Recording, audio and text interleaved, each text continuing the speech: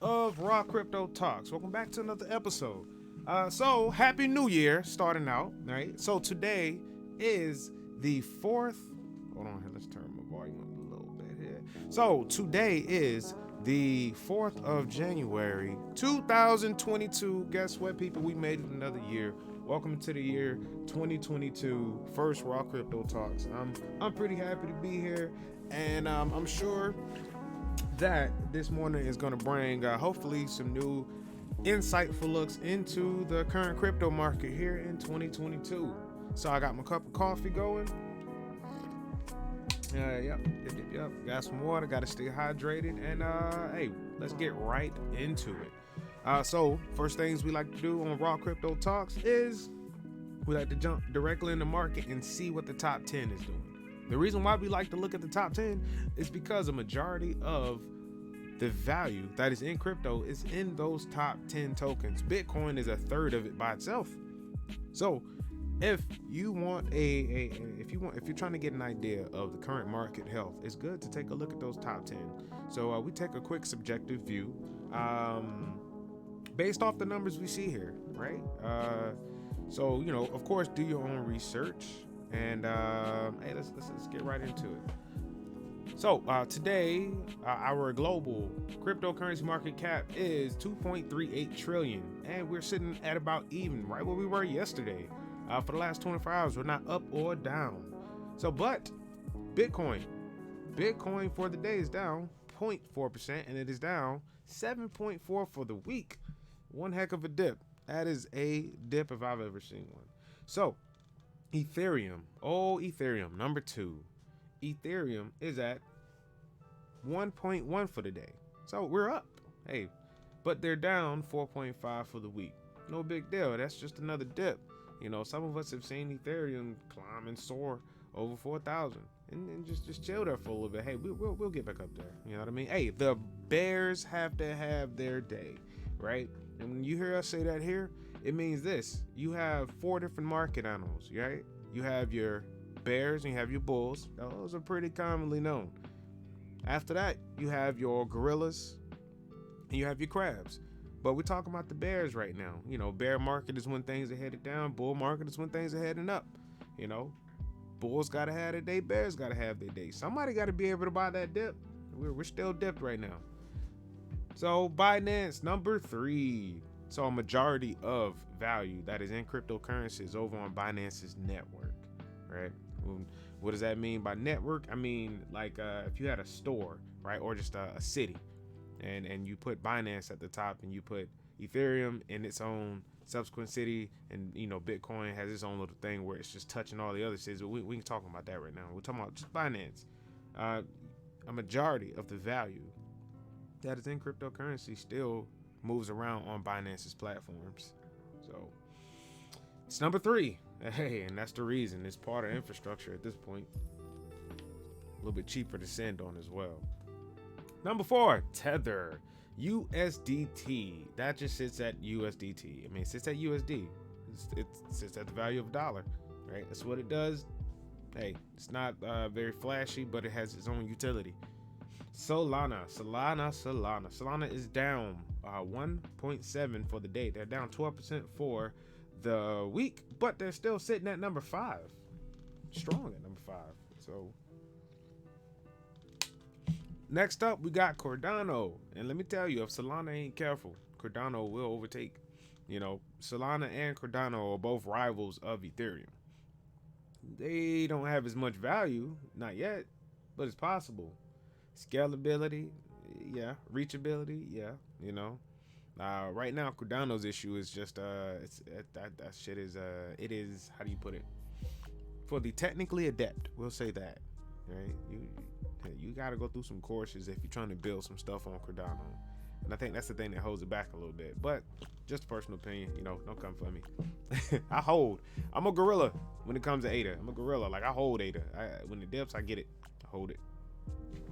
You know, gorillas, tight, strong, gripping strength, right? That's the idea of that market animal.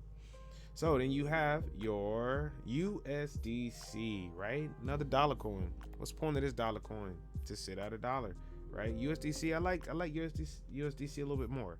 You know, it sends for cheaper, right? And once you all grow up grow a little more in crypto, you'll see what I mean by sending, because some, you know, it costs to send, just like in the real world.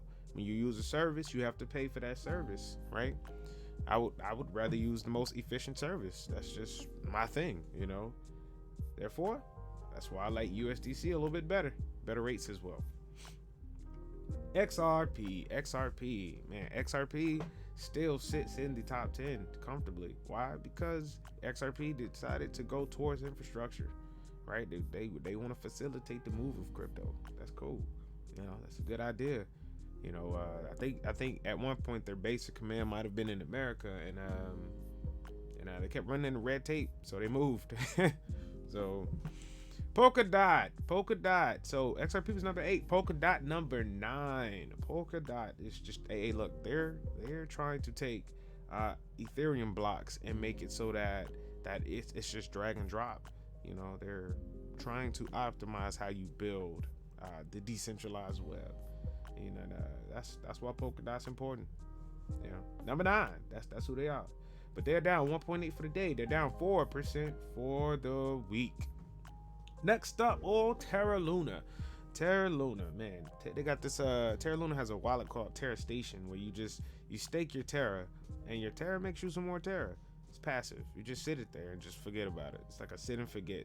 Man, Terra's very similar to ADA, but it seems like it works a little bit better, right? Terra even has its own stablecoin equivalent that just branched off through the liquidity and staking of Terra. So it's pretty fascinating. I like Terra. That's like the name too. So, you know, whatever. Couple of mentionables right here in. That was the top 10, right? Couple of mentionables in the next top. You know, we have Avalanche, Dogecoin, Shiba Inu, Polygon. Polygon's one of my favorites. Oh yeah. Dogecoin and Shiba Inu, we'll see what happens with these, right? Dogecoin, no, I'm not that excited about Dogecoin. Dogecoin's still Dogecoin. I don't care about the news that comes out. I look at it and it doesn't excite me one little bit, right? Ooh, GameStop is taking Dogecoin. Okay, that doesn't help the whole community whatsoever, right? Shiba Inu, they're trying some tricks, but we'll see what happens.